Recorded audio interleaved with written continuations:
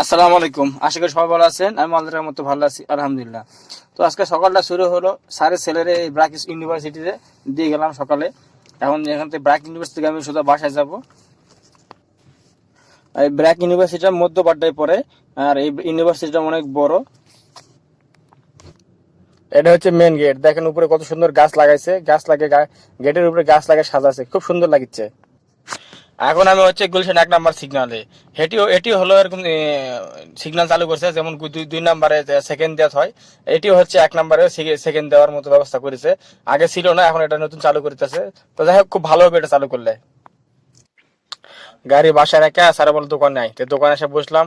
দোকানে নতুন একটা ছেলে আসছে, তার ইন্টারভিউ স্যার নিচ্ছে। বিকাল বেলা স্যারের ছেলের ব্রাক স্কুলে আমাদের যাচ্ছে, যাওয়ার সময় দেখি যে 36 জুলাইয়ের সব র্যালি যাচ্ছে, সব রিক্সাওয়ালা ভাড়া করেছে এই 36 জুলাই র্যালি করার জন্য। এটা হচ্ছে হাতির ঝিলের এক সাইডে আর কি, বাসা যাচ্ছে। তখন এই র্যালিটা দেখতে পেলাম আর কি।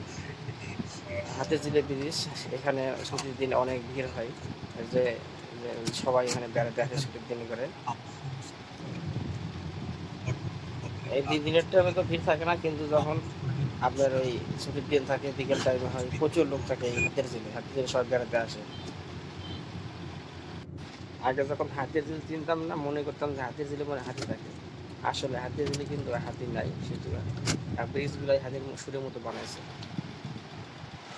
গাড়ি বন্ধ করে বাসার দিকে রওনা দিচ্ছি। এখন 11টা রাত বাজে, প্রধানমন্ত্রী কাজল আসেন নাই।